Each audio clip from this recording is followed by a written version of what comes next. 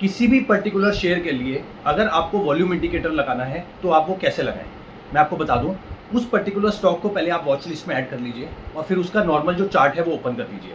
ठीक है, अब वो आपको पाई चार्ट करना है, ठीक है, बार चार्ट करना है, ये आपके ऊपर है। अब जब बार चार्ट ओपन हो जाएगा, वैसे जनरली बार चार्ट ही यूज़ होता है, बार चार्ट यूज होगा। अब वो टाइम फ्रेम भी आपको देखना है, 15 मिनट्स का करना है, 30 मिनट्स का करना है, 1 डे का करना है, 1 वीक का, 1 मंथ का, ये आपके ऊपर है। तो एक जो बार बनेगी ना, ठीक है, वो आपकी उस पर्टिकुलर टाइम फ्रेम को रिप्रेजेंट करेगी।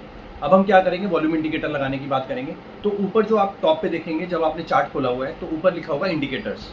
तो इंडिकेटर के ऊपर जैसे ही आप क्लिक करेंगे तो आपको टाइप करना है वॉल्यूम, VOLUME, वॉल्यूम।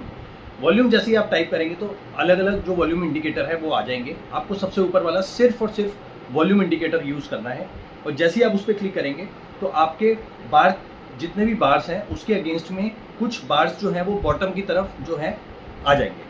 तो वो जो रिप्रेजेंट करेगा वो करेगा वॉल्यूम को रिप्रेजेंट उस पर्टिकुलर, ठीक है, बार के अगेंस्ट में।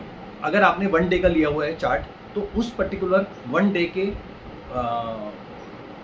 ग्राफ में, ठीक है, आपका जो वॉल्यूम है वो कितना है, वो अगर आप उस पर जाएंगे तो आप ऊपर की तरफ आपको दिख जाएगा कि इस पर्टिकुलर उसमें जो प्राइस और पर्टिकुलर डे पे कितना वॉल्यूम आया है उस पर्टिकुलर स्टॉक में, तो वो आपको काउंटेबल दिख जाएगा, मतलब काउंटेड होता है। और वॉल्यूम जो टोटल होता है वो ऐसा नहीं होता बाइंग होता है, ऐसा भी नहीं होता सिर्फ सेलिंग होता है। तो बाइंग और सेलिंग के कंबाइंड जो ऑर्डर होते हैं वो वॉल्यूम की जो टोटल वॉल्यूम है वो देते हैं।